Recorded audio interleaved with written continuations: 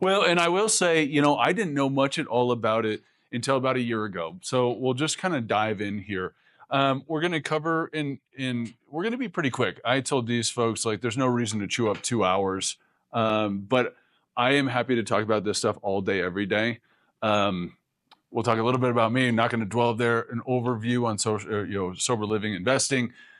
Really talking about, and I think that what this like pushes us towards is understanding like kind of what the world or what the landscape is as far as investing goes these days. And especially when we look at sober living, it is sort of a buy and hold strategy. It is incredibly difficult to find any kind of cash flow unless we're looking at sort of the D class assets, but we know what happens there.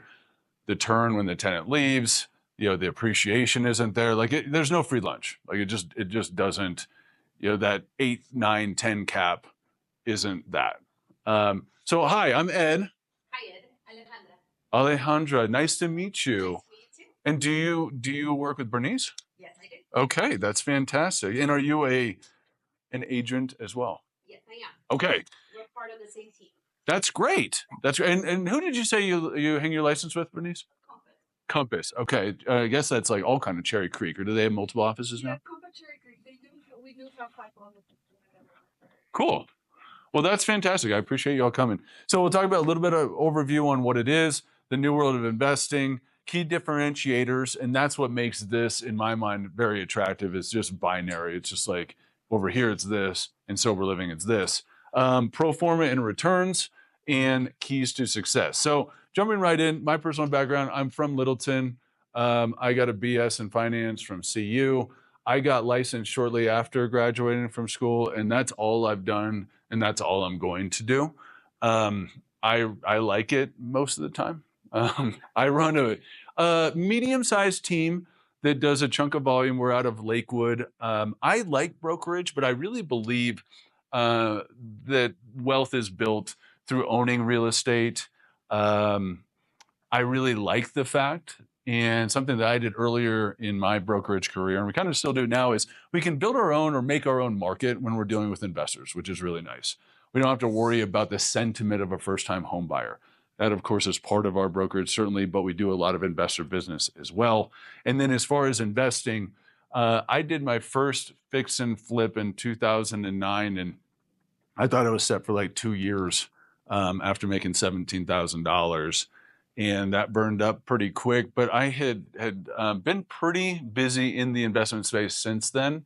And really, that was all my business. After a few years, people started to realize like, oh, you're licensed, right? So I do a little bit of brokerage, but a lot of investing, buy and hold when I could. I didn't have much money, so I was having to like work around seasoning requirements and try to leave not a whole lot into the deal. Some flipping, and then had a handful of rental properties, and thought that for sure there was nowhere that the Denver market can continue to go up. So I sold some of those in 2014 and started doing small multifamily in Omaha, Nebraska. We did 150 units or so, smaller deals, but basically like buy them, clean them up, reposition them, get the rents up and sell them. It was fun. It was very, very difficult. And in 2017, we had my daughter, Lily, and I realized like, hey, I need to like not be traveling this much. And so I sort of went that super solo agent route, Tom Ferry coaching, all that good stuff, and launched a team in 2019. And now we do about 125 million a year. And I only say that because it has been, we all know what brokerage is. It has been incredibly difficult, but also incredibly rewarding to see these folks grow. So with the investment side, and as it stands now, I can't help myself. So we own a number of rental properties. I own one in Omaha still. Everything else has been sold. And I think what we've realized is, things have changed a little bit. And so we'll touch on that. But on the investing side, I have a few deals fall into my lap every year. And I tend to do those deals when it's a seller that's like, hey, Ed, do you want to, like, will you just buy it? And I'm like, shoot, if we can make it work, yes, great. And then you kind of realize like how crummy fix and flips are unless you're really systematic about it. And I still do, many at a time, frankly. And half the time I regret that. And in the last 6 or 8 months, I've gotten into sober living investing through the need of 1031 exchange and just not wanting to take that gain. Okay. Some of that was we did some stuff in Oklahoma City, selling properties there. And it was introduced to me through a partner. My director of sales is a very talented woman, and her partner is a pretty serious sober living operator. And what I mean by that is he has 96 beds over 6 houses. Okay. So he's got a lot of people. He's been doing this a while. And we'll talk about the specifics here. Okay. So the one thing I want to say, and I think we've all done this, like real quick, just tell me, like, how many years have you been in real estate? Randy? 11. Nice. Alejandra? Months. Oh my gosh. I'm green. Why would you ever do that? I'm just kidding. Oh, I love that. Wow. Well, that's amazing. I mean, I kid, but there's nothing I would rather do. And I don't think there's anything I could do at this point. I'm just too deep into it. All right, Bernice, how long for you? A long time, right? 24. So you should be teaching this, right? Okay. All right. Melody, how long? In the industry, 27 was the license that. Wow. That is amazing. Holy cow. Evan? 4 months. 4 months. Yep. Wow. What do you think? So far, so good. You got any deals closed? 2. Good. I love it. Yeah. That's fantastic. Investor or just kind of consumer? Investor. Okay. I love that. Yeah. And then Justin? 5 years. Okay. Okay. That's fantastic. Almost all on the investment side of things. Correct. Okay. So I think, the reason I put the developing and leveraging a skill set is because, we have like one magic ability that will always be a delta from ChatGPT. And like that delta is getting smaller by the day, right? But is the nuance around emotional intelligence and understanding value. And just like sober, like any kind of investing, that's going to come into play in sober living. Okay. So I think just real quick, what is our goal as an investor? What I would say, and feel free to raise your hand here, but what I would say is we need to maximize our return with our resources. Okay. So with that, I look at it as the capital allocation, time allocation, effort allocation, then cross-referencing that with a risk profile to know that we're doing this deal and we shouldn't be doing the deal across the street. And Justin, I'm sure you've seen this. It's very hard to find margin now because it's so expensive to sell properties. And so sometimes I'll underwrite deals like on a fix and flip where I can sell for 4%, but I'd rather do a full 6% because I want to like know the real profit of the deal, right? So if we look at this, what we're trying to do, and for ourselves or our clients, is we want the best return on our time, okay? And of course, the effort remains consistent, but what I would say is what has become increasingly difficult here is getting a return that's real compelling. And especially, I just did a fix and flip down in Colorado Springs, and I drove there like 20 times to make 16 grand. And it was just like, wow, that was painful.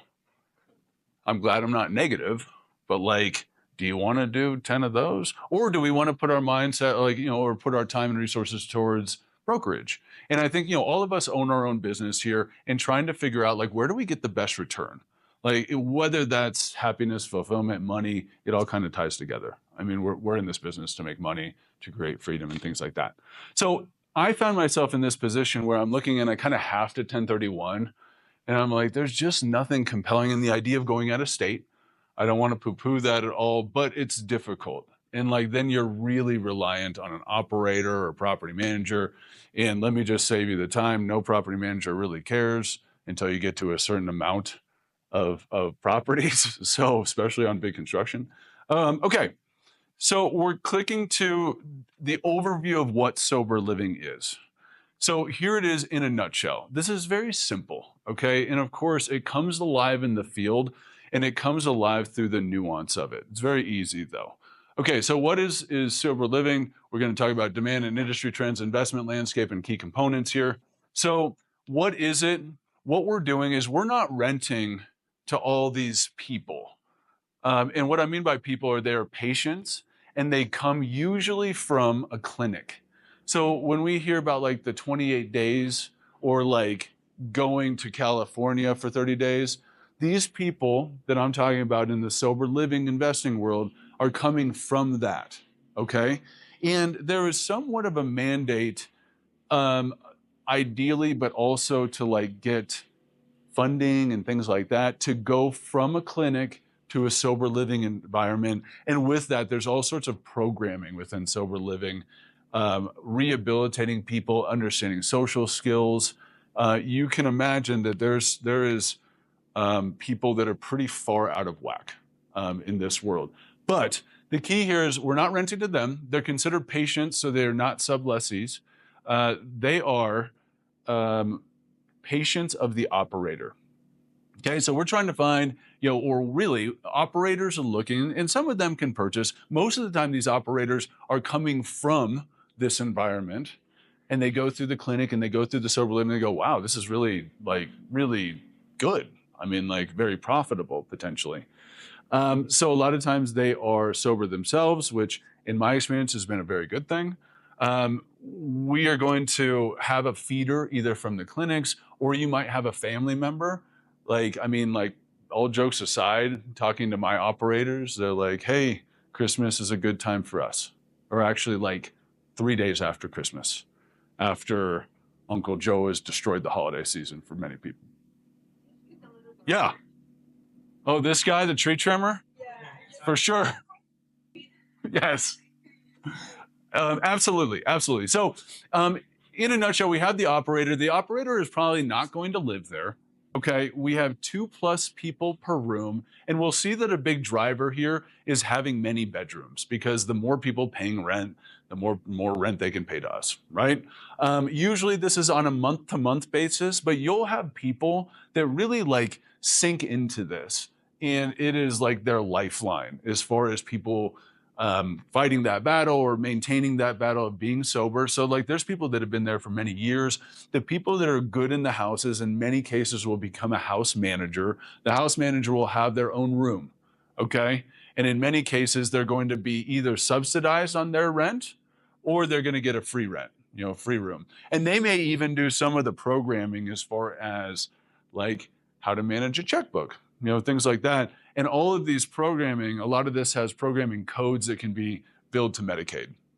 Okay. Quick question. Absolutely. You said they usually stay month to month. Is there a typical average on how long someone stays in the room? Or? It's a great question, because as an investor, the easy answer is like, oh, it doesn't really matter, but it does.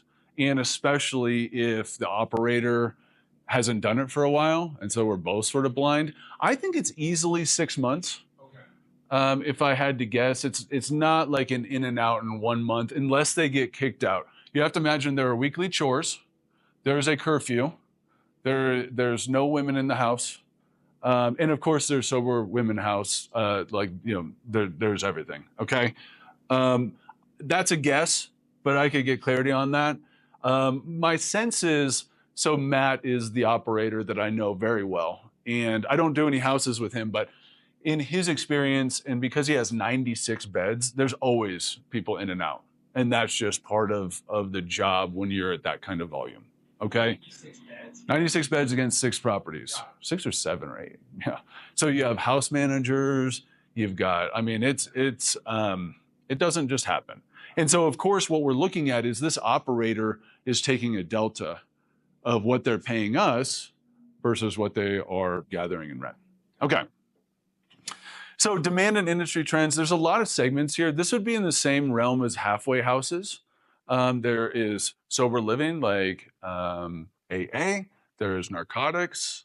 There's about anything and everything. A lot of these folks, you'll see, there's a lot of prisoners and like fresh. And so what I've heard from the operators is like, you want to be careful with that, because you can't have violence erupt and it gets really, really nasty. So there's a lot of segments out there, and really it's become something significant in the last, I would say, 2 to 3 years. And it's just like everything else, like it starts with this huge profit and it becomes something that is somewhat saturated, and we can talk about that. Big growth in operators, houses all over the place, and there is some saturation. And here's the key, we can go find a house in Old Town Aurora that has 6 bedrooms that you could probably buy for $550. That experience for the patient is probably not going to be great. Or I guess really the question is, or the point that we'd want to look at is like, is the operator creating an experience that works, or else those patients won't stay, they will not get referrals, and all of a sudden they can't pay you. Okay. So they are all over. Oh yeah, Melody. These have regulations where they don't allow these sober living houses living in there. It's a great question, Melody. My understanding is that they are a protected class. That being said, and something we'll talk about when we want to like optimize this or what to avoid is HOAs.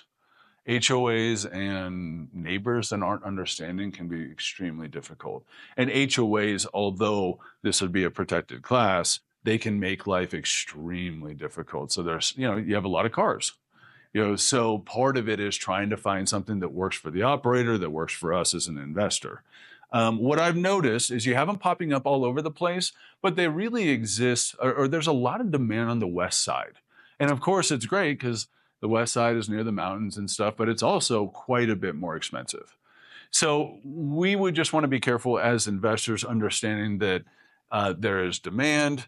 My folks thus far, there's been no issue at all.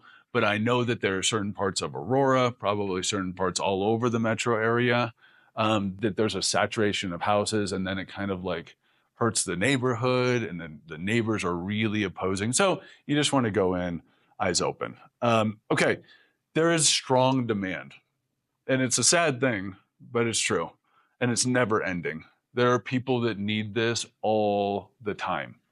And again, that could be narcotics, that could be alcohol, it could be anything, it could be homelessness. But there is a strong need there.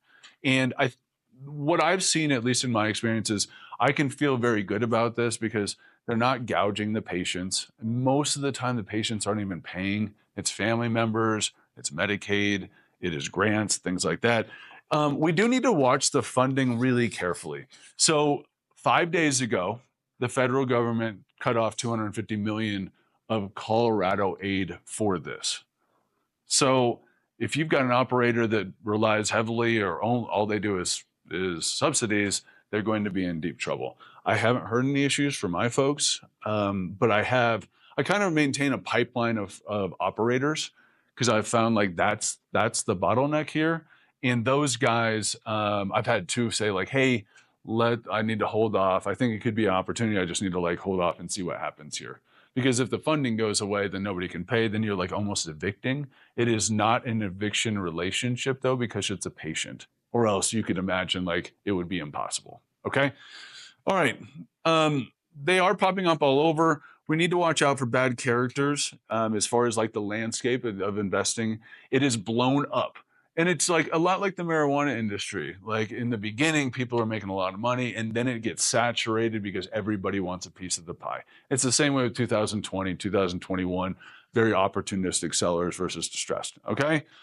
We need to watch out for bad characters, meaning the operators, many small partnerships that rent. It's almost always like two guys. And it's two guys that are sober now that have been through this. And some of them buy, but a lot of them, it's kind of a side hustle and they like work at a clinic. And so they have their own feeder, if that makes sense. As a side note, I had two operators bail on me like 5 days before closing. And they're like, oh, we just don't need this anymore.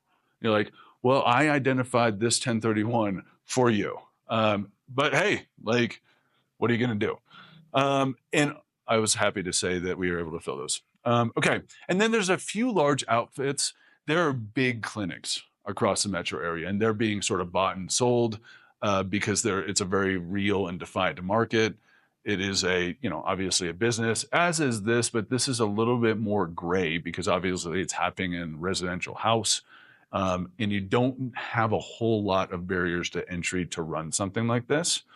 So if nothing else, you need to be more careful. I think in the early days, it was sort of like shooting fish in a barrel, and it is not that anymore.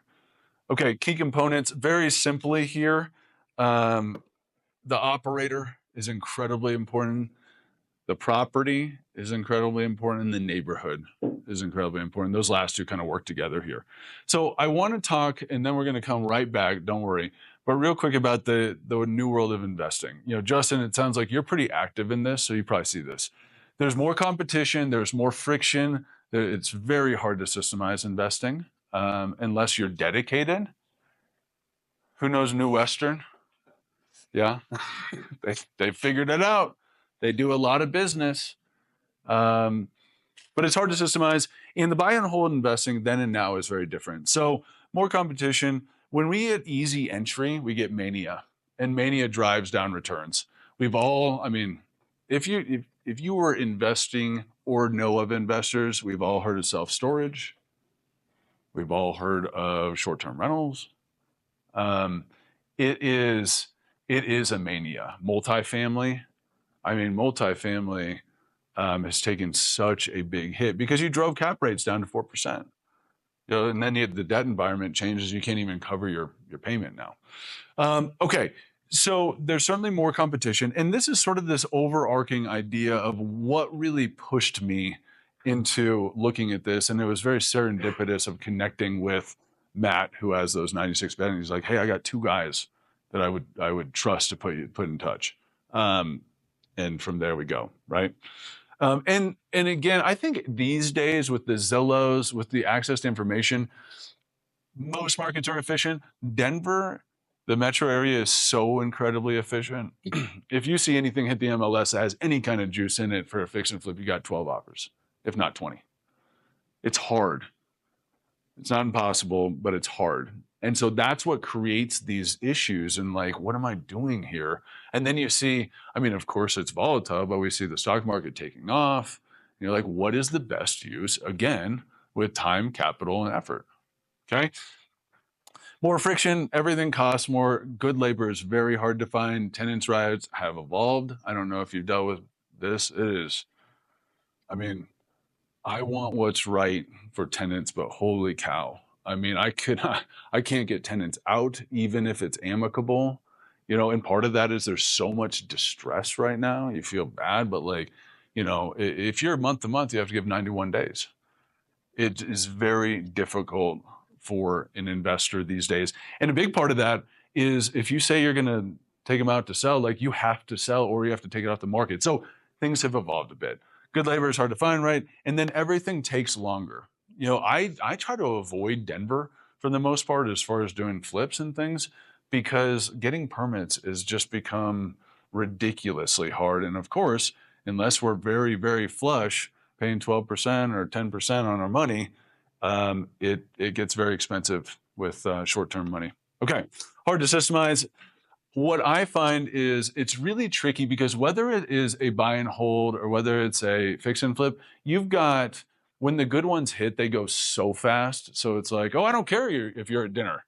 Like you're going to see it now or else you're probably not going to get it. And I get so frustrated by that with the wholesaling world of, hey, we're going to do a public showing so we can have 12 people show up and 3 of those folks be amateurs that push up the price where it makes no sense for anybody. That is the world we live in, though. And it makes it just tough. And the management's become more difficult, more expensive. The expense ratios on hold for hold property, buy and hold, has certainly gone up. And then things break, you know, constantly. Whether that's toilets, which is, you know, so fun, as we know, or systems, or our contractors that we are great with for many years, and now they just can't show up to anything. Okay, so real quick, I don't know if anybody, I mean, I've been doing this a long time, and this is real. I still own this property. But, you know, back then in 2011, and that was blood in the streets, and it was scary at that time because there was so much inventory and it felt like none of it would rent. But you're looking at, and I mean, it looks crazy. This is very, very elementary in that we're not taking into account the cost to close, you know, things like that. But this is pretty right on what this was, you know, a 48.4% ROI, 7,000 NOI. I mean, that just like, that world is gone. And it's like way gone now. And it's interesting to see what it's become, and I'll show you that too. So we've got, and there's another one that was waiting 18 months to get a short sale approved. I still own that property. I am afraid of that because when it comes due, the tenants have been there 9 years. I've served 40 eviction notices. It is messed up. And now we're good, but that's going to be, what do you think? It's not going to be 20,000 to turn it. It's going to be like 60. I just went through one of these in Greeley.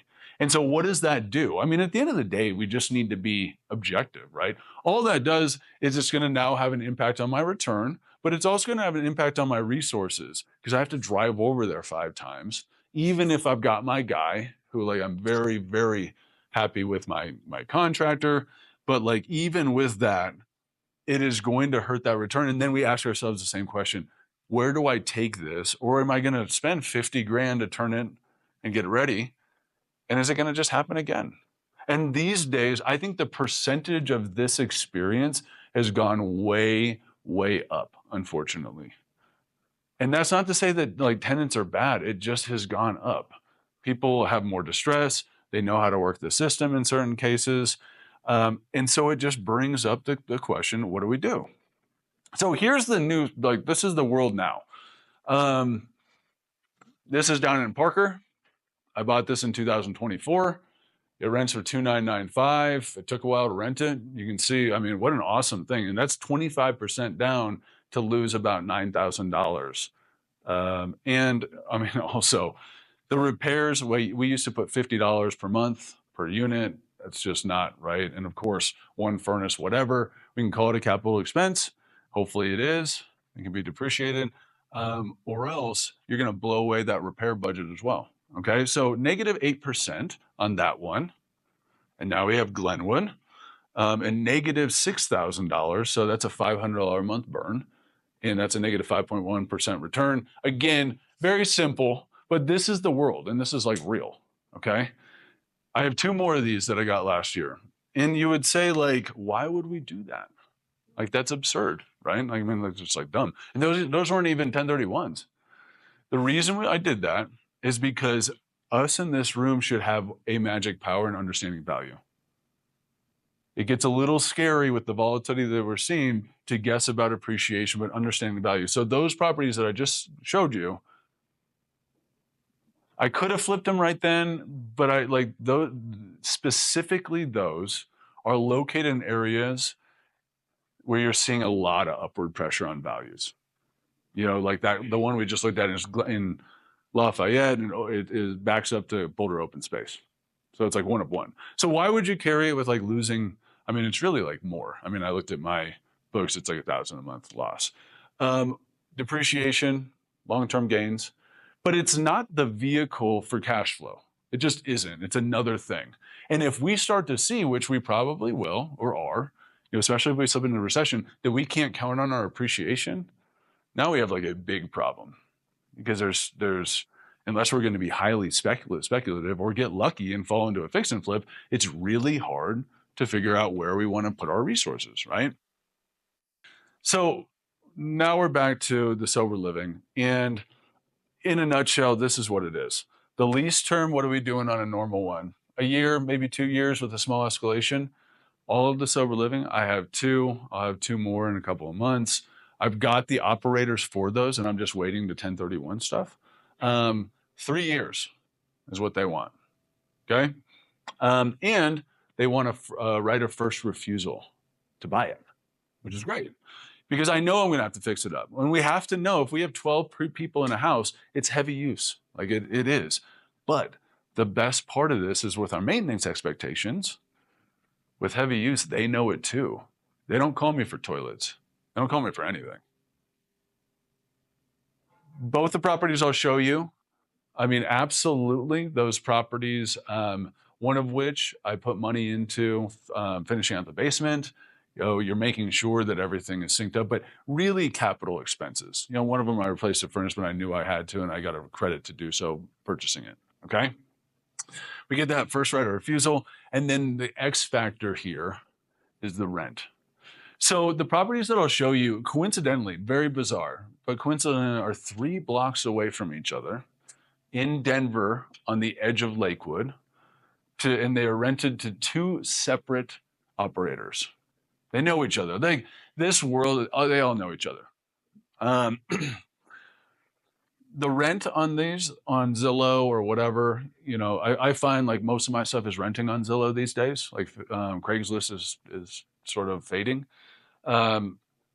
33 to 3,400 in rent. and you're buying for 6 and change. So back in the day, you were hoping for 1%, where you'd say, hey, if I buy a house for 100,000, I could rent for $1,000. That's like not even possible. You might get that in Kansas City. There are markets, but then remember that a furnace still costs $9,000 and a roof still costs like there's no free lunch is what I'm saying. So those two properties that we have, and we'll take a look here real quick, is the rent projected 33 is rented at $5,000 with a 2% escalation every year. That difference right there changes everything, okay? So this is a little bit more sophisticated modeling here. I hope it makes some sense, and we don't need to dive in super deep here, but I want to just point out a couple things. We've got our purchase price, down payment, loan amount, rent, property taxes, property insurance. These are actual mortgage, loan costs, appreciation. Loan costs, I think I brought down the rate a little bit. Appreciation. Okay, we need to know this, and this is our magic power. The reason that I'd put 6, because if an investor showed me this, I'd be like, how do you know? Because I got these at a really depressed time. I got them below market, and I know what's happening right there. As we all should know, there's just upward pressure, like this part of Denver. And it's basically, just to give you an idea, Yale and Wadsworth, okay? On the east side, which is Denver.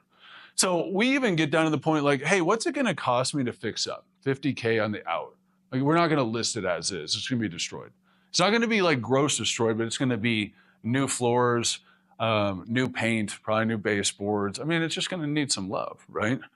Imagine though, with the first right of refusal, you're not paying that. So I said, yeah, I'll give you a deal. Like, I'm gonna have to fix it up. So like, I'll give you a deal. I'm not gonna take 50 off, but I might take 25 off. Okay. Then we looked at 4 months of rent loss because I'm going to need to fix it up if this assumption is correct, and I'm selling it to a consumer. And then hold length 5 years. We have our IRR, which is basically just the return over the lifetime of the investment. And as you can see very simply, you put 159 basically out, you get 288 back. That's after all closing costs and things. And what we're all waiting for, right? 9.2% ROI. That does not exist in this world anymore. In Omaha, Nebraska, I could not get that, even at like the heyday. And IRR, obviously 23, that's really what matters. And if we're building an investor business, that's what matters. ROI is a snapshot of what's happening now with cash flow, okay? So that would be like this over what's out. You can see it's almost 10%, okay? IRR, though, at the end of the deal, is all that really matters. And what I mean by that is, would you buy a house that didn't cash flow at all if you knew that it would sell for a huge amount more in a couple of years? I think you probably would, but you have to know. And that's what I felt in my heart that I knew with those 4 crappy rentals last year. So now I'm selling them all. Part of it is getting to long-term capital gains, and it's all going to go here. Okay, so this is 3090 South Reed, okay, right across from the pickleball courts, if anybody's interested. You'll see it there. Is that sales price? Is that what you're negotiating? It's done. No, it's not. That's a really good question, Randy. That's an assumption based on our appreciation and such. I didn't want to sign something because if we put a value on paper 3 years from now, either I'm going to lose or they're going to lose. Right? Like, we're guessing. So I was like, hey, listen, we'll either get an appraisal, we'll look at comps, like, for me, it's the better option. So I'm not looking to like stick it to them. And frankly speaking, they could very much want to do another 3 years. And as long as we're not destroying the house and the asset, it's probably going to be okay because it actually cash flows. Great question. So this one was really funky. So this was a garage, but they like built this garage over here too. Detached. He was a car guy. And like, I hate this here. Like, but it's not as bad as it seems. I have all my agents look at it. I'm like, hey, what do you think? And they're like, no, it's okay. But like at the end of the day, I might pull this all out, do grass and just do a walk up. But what I'm getting at is that was converted. So really you have 6 bedrooms. And like this bedroom is huge. So you're going to have at least 3 guys in there. And I got to the point knowing these operators that I would know what they needed as far as size and how to orientate the beds. So you'd be like, oh, you could do 3 in here. Because that's all that matters to them is how many people they can put in there, but have it be attractive to the patient. You know, and the city is going to okay it as well. So like you can't have a fire hazard. Which brings up a point. I put 2 egress windows in this one, and I put 1 egress in the other one. $3,500 a piece. You know, it's not that bad. So here, that was 3090 South Reed. This is 2781 South Reed. Very similar, okay? This one, it just needs a little bit more. I'll do new siding and stuff, so I put 60. Pretty similar.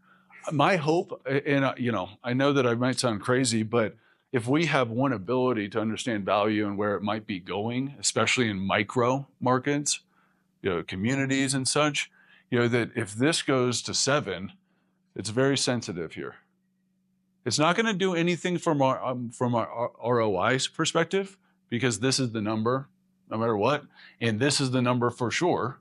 It gets a little bit better over time because we have a 2% escalator, and they get it.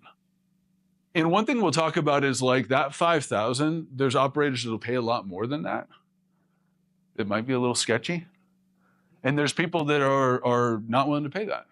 In which case you're like, why on earth would I do this if I'm going to get my house destroyed by, you know, a bunch of people in and out if it's not compelling, and more than anything, if I can use these resources over here. Okay? So we saw right around double digits. I mean, let me ask you this. What is a compelling return? For me, to give context, it used to be 20%. Like if I could get like a cash on cash at 20% or an IRR to 20%, it used to be kind of the understanding that big syndicators would need to hit about 20 to get big capital interested. I think for me, that's gone down. If I can get anywhere near to double digits on a cash flow basis, I'm very happy. Do you all have any sense there? I mean, we know that the negative 7% doesn't work, right? So we've established that. Okay. So think about that though, because if you are pitching this to an investor or looking at it yourself, I'm asking myself the question, you could put $158,000 in $147,599 in Berkshire Class B and do nothing at all and just let it work, or you can do something here. And I think if we're going to do this, we need to know it's better, and we need to say, hey, I've got differentiation here because I am better at this. And that's what we would bring to our clients as well. Like, hey, this is something that not everybody gets to do because there's a lot of moving pieces. The key is we need to find a property and we need to find an operator that works. Okay, so keys to success. Right operator is crucial. Where does the funding come from? Obviously, with us talking about the federal funding of $250 million cutting, it's a big deal. And then the location and property is absolutely crucial, and it's for everyone, okay? Finding the right operator, we want to find someone with a good track record, that it's not their first house, okay? We need secure funding. In a perfect world, like the guy that I want to deal with in Colorado Springs, he's been doing SEO for 8 years. So he's like on top and he's got the best reviews. Emotional intelligence. I feel like this comes up all the time with our agents and our clients and things. What I'm talking about here is you need to understand the impact you're going to have on your neighbors. You need to understand that if trash goes into the neighbor's yard and stuff, that they should bring a pie over or whatever. And that was something that both the guys that I am renting to now made it very clear. They're like, hey, this is how I do this. And then like that 3090 where we paved into the garage, that's on a corner, which makes it even better, okay? Property integrity, that they care, okay? I mean, obviously we want to be checking this out once in a while, but like we need to know that they care so it's not that constant uphill battle. And then finding the right person, it's pretty simple. So what I did is, this is all available. Like there's Google business profiles for a lot of these folks. And I would say probably find something like that, because if there isn't, it's a little bit too big. And in my mind, I would say it's a little too close to evaporating with a shift in the market or a shift in the demand or the shift in the funding. Okay. Um, it can't just be a Facebook page. They need to have a website, like somewhat legit. You got to meet them. It's not that hard, but as we know with anything, right? Like we find somebody comes on our website and goes, "Hey, I want to buy this like now. I want to see it this afternoon," and then they won't pick up their phone. We're salespeople. Who cares, right? But we just go after it again and again and again. So I had my assistant build a list, and then we just hit it. I mean, I just cold call them. It's hard to get past gatekeepers sometimes, but it's not impossible. You're going to have like operators that take calls. But most of the time, if you pitch like, "Hey, I'm pretty familiar with the model. Are you looking to expand?" Pretty clear. And if you all want to do this, just let me know. I've got a number of people that have raised their hands. Some of them I feel very comfortable with. Some of them I just don't know enough yet. Yes, Jared. So those guys that bailed on you 5 days before closing, how? Yeah, they're going to be great for you guys. I don't tend to get upset just because like I don't want to burn any bridge. Did they have a good background though? They were referred to me, so the guy, Matt, who referred him to me, feels terrible. I'm like, that's just he's like, "Oh man, like man." But that's the world, and I get that. So I'm glad that it worked out. And the nice thing and the reason that it worked out is that I picked a house that worked. So like any operator is going to want it. And because of the price point potentially, right, on the west side, there's many less houses. If you go to Aurora, there are a lot of houses. And there's nothing wrong with Aurora, but there are a lot of houses. So that means like there's more options for patients, and that means we're competing through price reduction on rent. Just to give you an idea, each guy pays about $1,000 a month to be in these houses. So you can see like there's a delta. You have 10 guys. In a perfect world, you have like a 6-bedroom house, 5 bedrooms with 2 beds, 1 bedroom for a house manager. So you have 10 grand and you're paying me 5. But, the 5 in my experience thus far, like there is no maintenance at all. And there is no wait. There's not like it's automatically sent and they're happy, very happy. But it was making sure that you work through the right things and making sure like the funding sources are good. So when the patients pay, it's better. Again, so we're not relying on subsidies and grants. And then we just need a stable pipeline.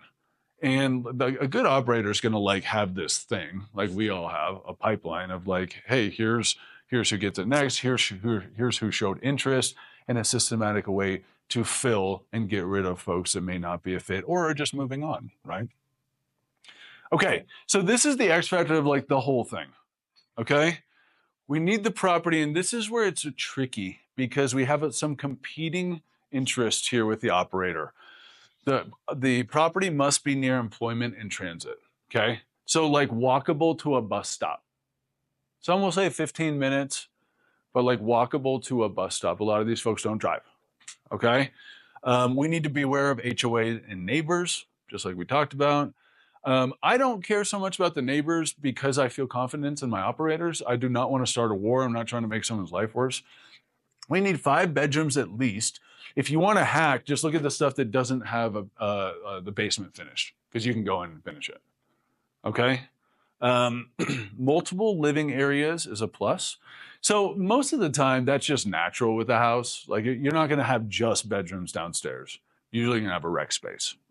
If you wanted to put in sort of like a kitchen or at least a sink and a dishwasher potentially, it helps. It's not required by any means, but it is a plus. The property has to work for the operator. And that was so frustrating. Like with the 2 people that it didn't work out for, we walked the property. Here's how we're going to do this and this. And I was like, okay, great. But more than the operator, it has to work for you. And this is where the magic comes in. Okay. I've done probably like 80 flips and things, and I've had them all work out except for 3. And probably, if I'm honest with myself, like I know why they didn't work out. because we got emotional and I paid too much and it was just a pain in the ass. And 2 of the 3 were D-class properties where people are like chucking TVs out of the windows, and one of those didn't have parking. So multifamily needs to have parking if it's downtown. Otherwise, you get servers and it's just crazy. Not that there's anything wrong with that, right? But when I say the property must work for you, what I also mean is this. If we have a 5 or 6 bedroom property, that's really great, unless the flow makes no sense to anybody. And sometimes that's the case, right? You're like, this is just so like broken up and compartmentalized that it can work great for the operator, but it doesn't work at all for a family. And as much as I want to hope that the first right of refusal is going to kick in, I'm not going to count on it. So I need to know that it's going to appreciate for a consumer. Okay. So with that, the operators literally want these houses like on big roads, like on Colorado Boulevard. And of course, that's not going to appreciate, right? So we need to find that happy medium where we're sort of like, hey, I can get you here, but I'm not going to be right on top of that. And that's heavily nuanced, but that's where we get our magic skill set, which is understanding like, hey, in this area right now and kind of forever, we look a lot at the absorption rate. So how many active versus pending and closed are on the market? And if you're saturated today, that's okay, but you just need to know that we need to discount that exit price in order to sell, or else it's just going to sit there, right? And here's where we supercharge the returns, because if we are intentional about it, there's plenty of deals, and especially right now. So I really like, you can do that a couple of times, find the right area where it's going to pop. Speculative, but we should have a better idea than the consumer, or we get the immediate value add. So like I said, for 2781 South Reed, that's a nice house. I caught it, I think, at a pretty good time, but we finished the basement. I don't think there's a huge delta there. I think we spent $43,000 to finish that basement, which added a bathroom too, which is nice. And I think it's easily worth $75,000 more. Now that gets burned up very quickly in closing costs and things, but it is the combination of, hey, I see appreciation being slightly better in this area. I'm buying below market, and I'm buying a condition where I can get an immediate pop on finishes, and not even immediate, because it's going to be destroyed. So I don't want to do too much. I'm not replacing countertops or anything at these houses, but I know that I can get that pop off of condition and improvement at the end as well. So in a nutshell, I believe it's hard to find a better cash flow than sober living in this market. And you can add appreciation to that. And then at that point, you'll outperform most all your friends. I think there's some other things like this, like short-term rentals, mid-term rentals. My experience with short-term rentals, I've done a chunk of them. There's no free lunch. Like the partying that happens at short-term rentals with bachelor parties and bachelorette, it's intense. And so, of course, like the rent is up. That is so saturated now, though, the short-term rental market. Just be careful, right? That's all I got. So the only thing I would say is I have no ask here at all. I just love talking about real estate. I love talking about investing. I guess I have one ask.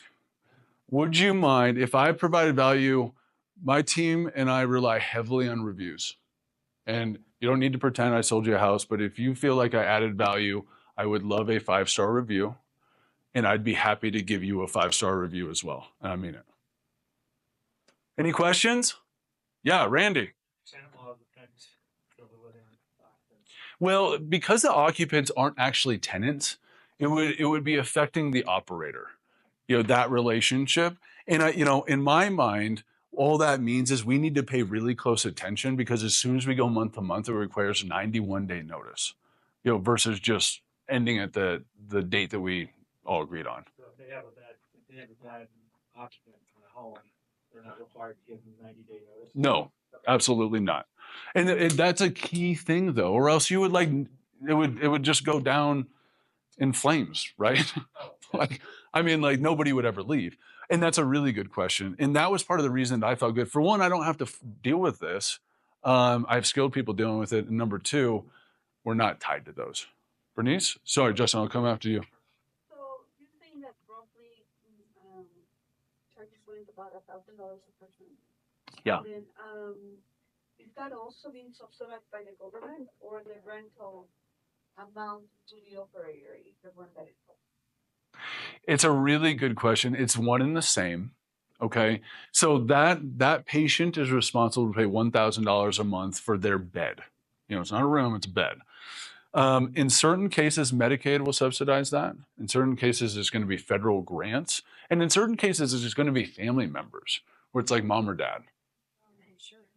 Yes, exactly. And the clinics, like, you know, as you can imagine, there's a lot of fights with insurance. But as long as you're doing the programming and stuff, I believe that there's a lot of subsidies. And that's what's a little bit scary. $250 million off the top for Colorado will have a serious effect.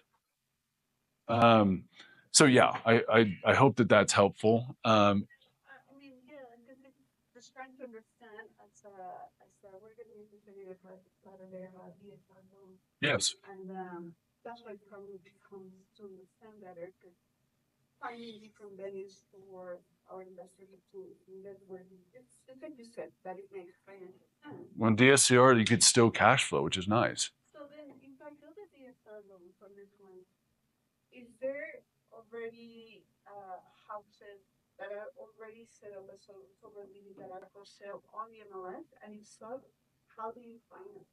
It's a great question. You know, frankly speaking, there's plenty of houses. They're not billed as that. You know, in most cases, they're going to be, I mean, they'll be like any other house. Yeah, I mean, some people like, you know, I've got a guy that wants me to buy a $2 million duplex in Cherry Creek. And I'm like, that's fine. And I'm like, it's not really fine because it's just like going to be, the debt load will be so intense. But I'm like, hey, I need you to pay $20,000 a month. And he's like, yeah, you know, I could probably do that. So it's like all over the place. I just don't have a 1031 big enough for that because that's where I'm kind of rolling it. But the patients pay through subsidies, through grants, or through family members. And I guess in some cases they pay their own. If it's not a subsidy, you can imagine $1,000 a month burn is a lot. These people have to have jobs. You know, they have to have a curfew. Like they're doing chores all day, every Sunday in most cases. But I hope that that helps. Finding them on the MLS, look for unfinished basements. Remember, we need to have them close to transit. Colorado Springs, they want it close to downtown. I had one in South Fountain, and it was that flip I was talking about. I was like, actually, you know what? This has 6 bedrooms, but it was just too far. I got really close with this group and they had never done a house before. And I'm just like, I just don't see this like working. And to me, all I just said to say, hey, I'll do it, but the rent's going to be here just because the risk profile, again, we need to make sure our resources cross-reference with the risk the right way. Justin, what do you got? Yeah, so pretty much, I just wanted to hear like kind of a dumbed down version of the whole thing, right? So you have the operator, and it's not like they're subleasing the property. No, they're not. It kind of seems like it's somewhat, though, right? Occupying it with patients. They're in charge. So you know how say that you're getting $5,000 for the rent, right, from the operator. Yeah. And they're obviously getting more to make it worth their time, right? They're Unless they have a bunch of vacancy in 1 month. Yeah. And you know, I've been in that position. Like, and I always tell my tenants, if you can convince the mortgage company to not, you know, care, then I won't care. And of course that's silly, right? And I would say that to them, like, hey, you just got to make it work. You need to have reserves or whatever. But yes, so they're gonna pay that no matter what. Then say that the operator is at a point where they'll have someone in the room in one of the rooms. Are you still getting the same amount? Totally. Each month? Totally.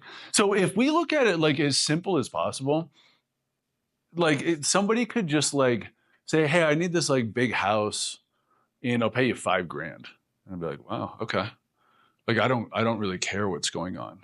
I do care because I think it's a noble cause. And like the operators I deal with are like helping people not die.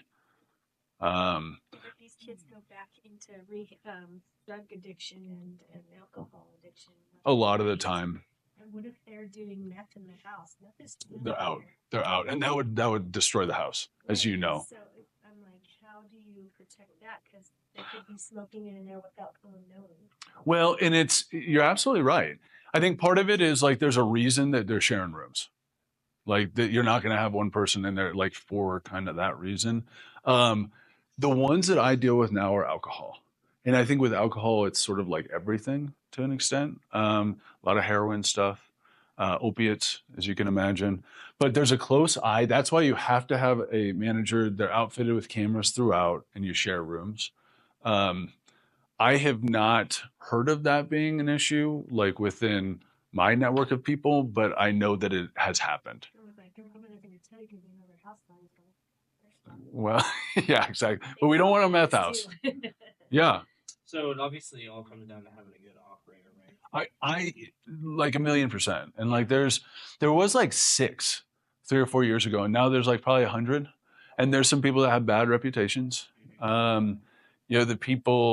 The one thing I would say is like it's always, or it feels to me like it's always a side hustle. And it's just so intensely like frenetic, where it's just like, I just need you to sign the lease. Yeah. Like just take 5 seconds and check your email, please. And it sounds like you find specific properties or you find the operator first. So basically, like what had happened initially is Matt called me and goes, "Hey, I know you're like kind of poking around here. I got 2 guys that are looking to expand." I go, "Okay, great." Coincidentally, those are the 2 guys that backed out. But it was coincidental. So what would happen then is those guys, and for whatever reason, and maybe it's just because we're located in Lakewood and I live in Lakewood, I've always been investing like to the opportunity. But like driving to Midwest City in Oklahoma it gets tiring, especially to chase a return, because then that effort thing is so out of whack. But with this, I say, okay, great. They're all looking for the same thing, unless it's a super high end. And I've only had one of those, which is the Cherry Creek guy. And so I say, hey, send me some properties. And what do you think you could pay? And the answer is always, it really depends on the beds. So if you've got this one here, like this one will fit 3 or 4 in this room. It's like this huge thing over here. And so that one still, I think, is a 5-bedroom. But anyway, I tour, they'll send something, I'll send it back, because they're sending the stuff that's like, next to 6th or something. I'm like, no. Like I need this to like appreciate as well. So there's some nuance there. And I've got a guy that's like really a nice guy, an operator. He wants to buy something like this and spend 4. And I'm like, no, that's like too close to like normal. I would probably just put it in the S&P 500 at that point. So really it's a combination, but before you like pull the trigger, the operators are walking through this house. They check it out first. Absolutely. Okay. Absolutely. But it's not rocket science. The location is important. So these are both like right on, it's not Yale, but it's like 1 street to the south, but like it does have bus. You could walk to Yale. So like being on that bus line is crucial, it sounds like. And I think it's because a lot of folks are working to get their license back.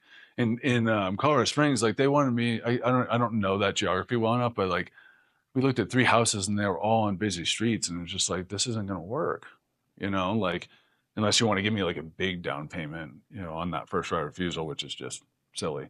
So really it is working together to try to find a opportunity that works for everybody. And that's where we need to be careful and not get too emotional and get tied up into like, oh, I really want this one. Yeah, because at the end of the day, it's competitive. I mean, like even this is competitive. Like people are looking. Yeah, Bernice. So in Denver, you need to have a license now to have a rental. Would that be any different from having clearly a sober living and would the operator need some sort of license? They have to have a license, and the property is reviewed by the city. Actually, I think it's the county.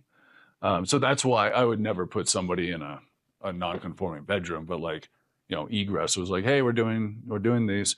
I don't have a rental license. I'm just waiting for it. I got all my stuff out of Denver, and then I just bought these 2 in Denver. I expect it. They have to have a license. And I don't know under what code it is, but I think it's through DORA, as a caregiver or something like that. They get the license right now, you. I mean, technically, like as a rental owner in Denver, we're supposed to have a license and then like, pay for an inspector to charge us money, which is great. Yeah, Randy. On the other side of the coin is just a regular old buyer's agent that's self-inclined to buy home. Is there a way to look for sober living homes to protect potential buyers if they're concerned about value? Yes, yes, and that's a really good point. So the key is cars. Usually, I mean, it sounds stereotypical, but like they're all outside smoking cigarettes, and it's usually it's not in the front. I mean, my goodness, but it's in the back. And certain areas, certain properties work better than others. I mean, I imagine like the newer developments, Castle Rock, or Reunion, it'd be very hard. I mean, Reunion's a metro district, but There's no like typical. no, I don't think so. Like I certainly haven't registered these, but I've had a couple because I've sort of gotten into this. I've had a couple of like past clients be like, "Hey, is this for sober living?" And like I have no idea, unless you put that address in and it like syncs up with some. But the idea that that would be the location of the business is probably slim. You do have sober living facilities, but there's not many of them. Like commercial buildings, small office has been converted, things like that.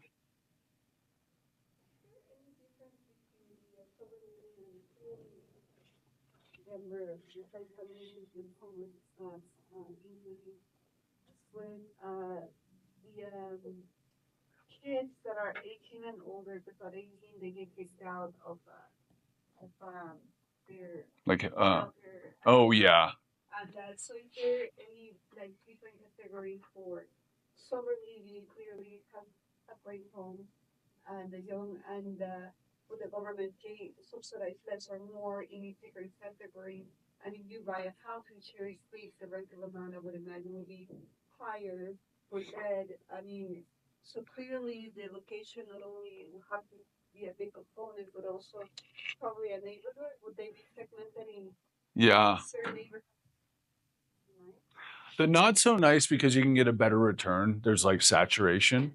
And like to your point, what we're talking about here is social service investing, and it's everywhere. Like women's homes, halfway homes, sober living, like it's everything. And the amount of subsidies I think differs. And right now I can't even speak to it because everything is being cut.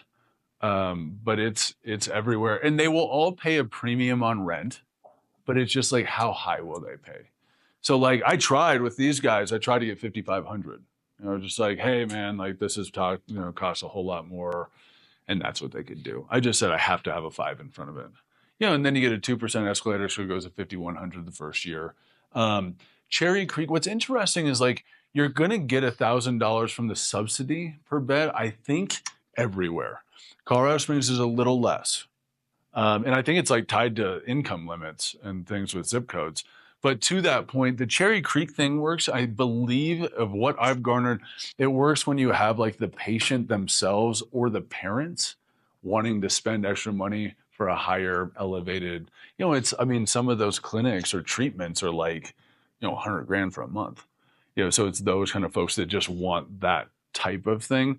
But the subsidies, I believe, are the same in Lakewood versus Aurora. So that Aurora is so much stronger of an investment. You just see a lot of people popping up, and you get a lot of operators that have never done it. And that's where you just would want to be careful. And here's the nightmare situation is you get the operator that's never done, and you pick the wrong house that like is, right off of 225 or something. And now you've got a problem, because you've got, they default on the lease, and you've got an asset that isn't really appreciating. These would break even, maybe, just because they're big houses, so I can get a little bit more rent versus like the Glenwood that's losing $1,000 a month, Willow Bend and Parker that's losing, and in my mind, I mean, the way I make myself feel better is like, oh, I did this intentionally, right? I'm ready to sell those. I'm losing 5 or 6 grand a month off 4 of them. Any other questions? Yeah. So it sounds like you don't purposefully add bedrooms. So like Well, living spaces, it sounds like. Yeah, I mean, like I added 2 bedrooms downstairs in 2781 South Reed because that's what made sense in that bath or the basement refinish. You know what I mean? But like, I'm not gonna. That's a really good point because you have some people like really house hacking it, where it's like, yeah, we got 4 down here. You're like, that okay? You're gonna be ripping that out, And that would like some of that we were talking about layout and stuff. And we were like, we could build this and then like pull it out at the end. But the way it ended up, it makes sense. So you have the rec space, you got this. In the rec space, the way it was set up with like the egress and stuff, you could call it a bedroom. So you could add like 2 or 3 more beds there if you wanted. But yeah, and that's the thing, you don't want to get it too funky where it's like these houses that like really wouldn't be good for anybody in any circumstance except for this because it's got like 10 tiny rooms. Yeah. And then also, real quick, you don't know anything about the tenants, then, right? It's just, No. Oh, I've like never met any of them. I'll drive by. Like, I mean, it's pretty fresh. They've only been there 6 months. They've never missed a payment ever. Not a single maintenance request, which is great. But yeah, just see cars like they're doing their thing, So it's not. I mean, of course, you don't want like the trash everywhere, and I mean, normal tenants are great at that too. So it doesn't take sober living to get out of whack or a bunch of people. I think it's the operator, but I've never met a single person. Or like maybe like when they were moving in, like I would see people and they're like so grateful, like oh my God, I'm just so, and so it makes you feel good too. Especially you're getting 10%, you have, capturing that depreciation. If you wanted to do cost seg, you could probably do it across multiple houses. But yeah, it's the operator. That is the relationship there. Yeah. How many roughly do you think there are? I think that there's 100 people with houses. And I think there's, in the front range, there's probably like 250, down to Colorado Springs. Good guy, right? But he or she will be out of commission while they're, we can only do one house. I mean, unless you're heavily funded, like privately. Yeah, because they're spending what, 30, 40 grand in furniture?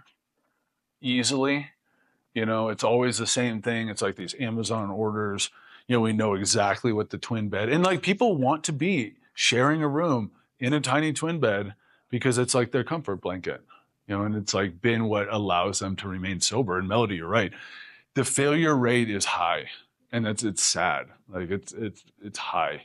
That people go out. It may not be the next day, but I think that's just the pattern of an addict, unfortunately. These guys appear to be really good at it and they care, which like I like. So yeah, there's a lot of operators. And I think probably a lot more that want to get into it. And they did this thing, this is kind of a sidetrack, but they just made it okay to create a clinic with a residential property. And that changes things because instead of $1,000 a month, a clinic can charge $400 a day that is reimbursed by Medicaid. And this is the fun thing with that. Matt, the 96 beds guy, bought 2 properties to set up as clinics in January last year. He does not have the license yet. The latest thing is they said, you actually have to do a fire safety sprinkler system in a house.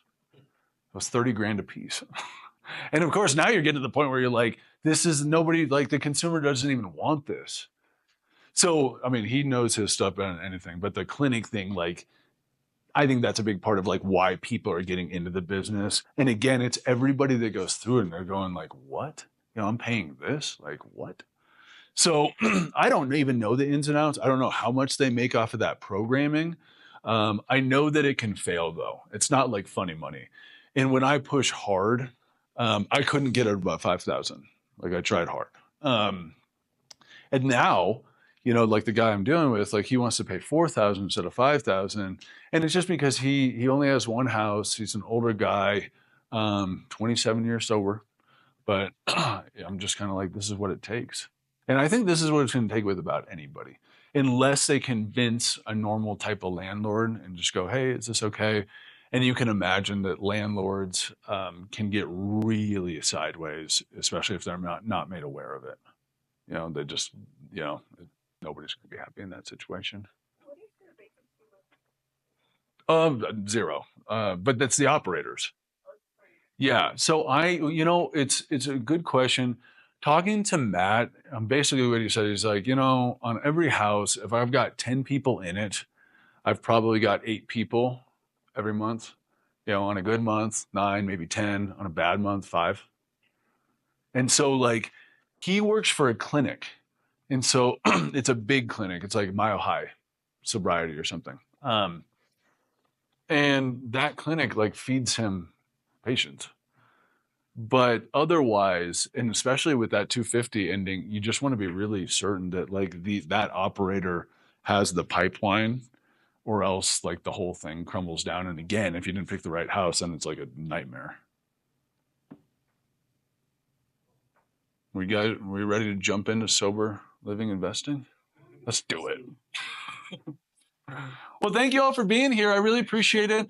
If you have it in your heart to give me a review, I appreciate it very, very much. And I hope we see each other out there. Sounds like you guys are doing deals. Let's do some deals. Yes, sir. Yeah, man.